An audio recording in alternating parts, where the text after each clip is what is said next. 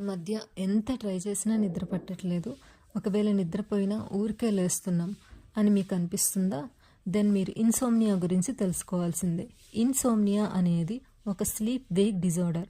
ఈ సిమ్టమ్స్ ఎలా ఉంటాయో తెలుసుకుందాం. ఫస్ట్ సిమ్టమ్ వచ్చేసి డిఫికల్టీ ఇనిషియేటింగ్ స్లీప్, అంటే నిద్రపోవాలని ఎంత ట్రై చేసినా నిద్ర పట్టకపోవడం. సెకండ్ వన్ వచ్చేసి డిఫికల్టీ మెయింటైనింగ్ స్లీప్.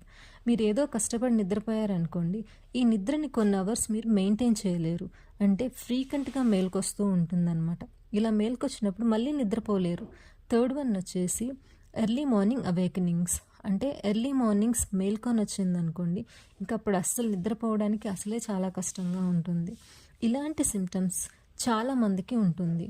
ఒక్కొక్కసారి మనకి స్ట్రెస్ ఉన్నప్పుడు కానీ, లేకపోతే ఫిజికల్ హెల్త్ ఇష్యూస్ ఉన్నప్పుడు కానీ జరుగుతాయి. కానీ ఇవేమీ లేకుండా కూడా పర్ వీక్ 3 nights మీకు ఇలాంటి సిమ్టమ్స్ ఉండి 3 months కంటిన్యూస్గా ఉంటే దీన్ని ఇన్సోమ్నియా అంటారు. ఈ ఇన్సోమ్నియా పిల్లల్లో కూడా ఉంటుంది. పిల్లల్లో ఎలా ఉంటుందంటే, వాళ్ళు కేర్ గివర్స్ అంటే పేరెంట్స్ పక్కన ఎవరైనా లేకపోతే నిద్రపోలేరు. ఒకవేళ నిద్రపోయినా సరే మిడిల్ ఆఫ్ ది నైట్ వాళ్ళు నిద్ర లేచినప్పుడు మళ్ళీ కేర్ గివర్స్ పక్క నుండి వాళ్ళు నిద్రపుచ్చితేనే నిద్రపోతారనమాట. సో దీన్ని ఇన్సోమ్నియా అంటారు. లైక్ చేయండి, సబ్స్క్రైబ్ చేయండి, షేర్ చేయండి.